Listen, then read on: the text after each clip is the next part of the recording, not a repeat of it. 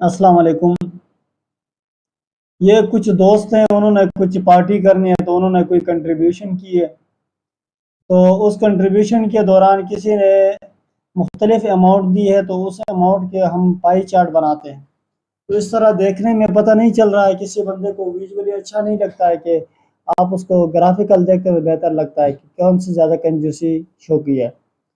तो उसको देखने के लिए हम एक पाई चार्ट बना लेते हैं और देख लेते हैं कि पाई चार्ट एक्सेल में कैसे बनता है और इनमें से किसने ज़्यादा कंजूसी की है। तो आज देखते हैं कि उसमें पाई चार्ट कैसे बनता है। इंसर्ट में जाएंगे, इंसर्ट टैब में जाएंगे, वहाँ से हम पाई पाई ग्राफ को हम सिलेक्ट करेंगे। ठीक है, जी पाई ग्राफ को हम सिलेक्ट करेंगे तो हमारे पास जो सिलेक्शन है वो ऑलरेडी मौजूद नहीं है, तो हमें इसको ड्रैग कर देता हूँ।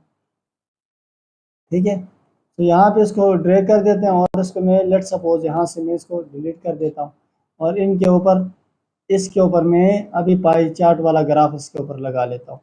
इंसर्ट कर लेता हूँ, यहाँ से जाता हूँ। ठीक है, पाई चार्ट यहाँ पे मैंने अप्लाई कर दिया। तो ये हमारे पास आर एस है और इनमें से जो आर एस सबसे ज़्यादा कंजूसी शो की है इस बंदे। ये बंदा कौन है? जमशेद साहब। जमशेद साहब ने 200 रुपये दिए हैं। उसके साथ साथ हमारे पास जो है मुमताज़ साहब है, उसने भी कोई कसर नहीं छोड़ा है, 300 रुपये दिए। बाकी सबसे ज़्यादा जो पेमेंट की है वो इस बंदे ने किया है। देखते हैं उसमें ये बंदा कौन है। ये हमारे पास नीचे लेजेंड भी लगे हुए हैं।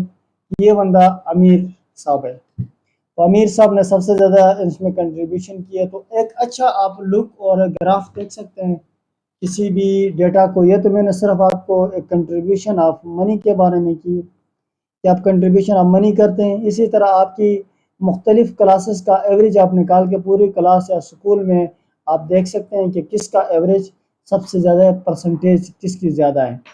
और इसी तरह आप अगर मुख्तलिफ मुख्तलिफ डिपार्टमेंट में हैं, मुख्तलिफ रिस्क असेसमेंट कर रहे हैं, तो किस चीज़ में सबसे ज़्यादा रिस्क है वो आप उसकी वेटेज को आप पाई ग्राफ में आसानी से किसी को समझा सकते हैं। यहाँ से आप उसकी जो डिज़ाइनिंग है उसमें आप उसकी डिज़ाइनिंग चेंज कर सकते हैं, परसेंटेज में भी आप देख सकते हैं। ठीक है, इनकी कंजूसी आप परसेंटेज में भी देख सकते हैं।